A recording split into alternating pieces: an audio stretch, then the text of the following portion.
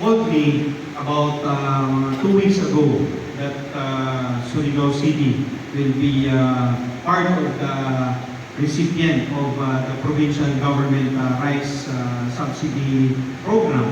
It was very much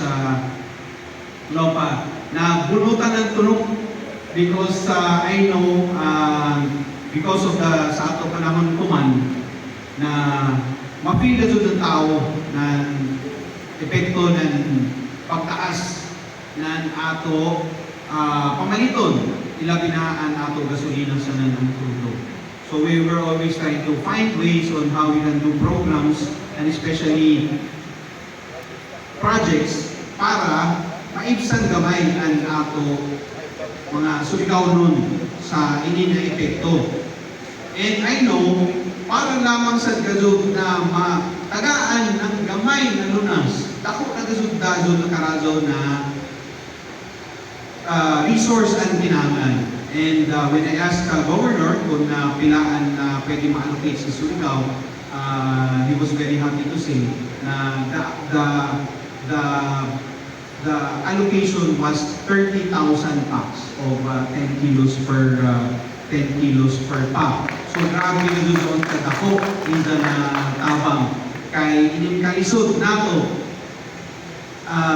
ang isip mga opisyal sa gobyerno ato ko doon responsibilidad na maghanap ng lunas.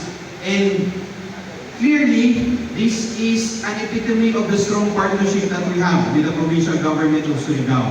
And all the leaders, together with our Congresswoman Bernadette Barbers, na pag magtinamagay kita, daghan-daghan ka doon ang ato mahimo ng mga programa. So for the 30,000, I would like to report to the Governor that we will base it in our CBNS.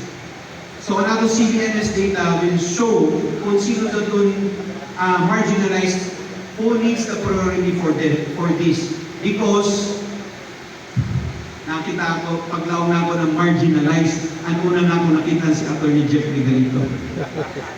So, pero inin ato CPNS, which would clearly show na ang ato programa, wayay pampolitika, wayay color coding, wayay pinili. And ako sa daan, paunahan sa paglaong sa ato mga Surigao nun.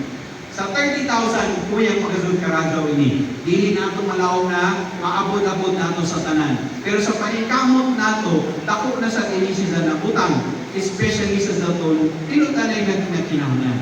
And we will also prioritize the distribution in our island barangays, especially to our fisher folk, kay ako kasud karagaw ini na epekto anton na kay ilabi na sa panginabuhi nila directly affected gazon ang presyo ng gasolina. And that is why sad na ininang development sa ako panahon na dako ini nabunot ng tunog sa ato para makatagal nato ng tubag ang panginahanglanon nato sa syudad ng Surigao.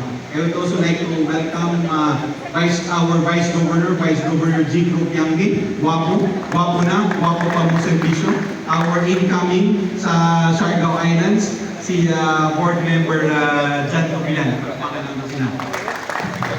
So when all the leaders in our province and in our district always work together, great opportunities come and solutions are always shared and provided. And kami sa syudad ng Surigao, grabe na mo kadako. For and in behalf of the City Government of Surigao, grabe na mo nakadako, kapasalamat ng ininatabang gikan kan Governor Robert Lyndon Barbers, sa ato national government, to our President Bongbong Marcos, and to the people who will also be involved in ato paghatag ng lunas sa syudad ng Surigao, ang Provincial Social Welfare and Development Office, and City Social Development Office, our CPDO, and all the agencies na ma-involve na ini. This will always be a whole of city approach na tabangan nato para gazod nato mahimong epektibo ang taghatag na tabang sa ato ng provincial government. Salamat karazo, Governor Robert Lyndon, Smith Harbor.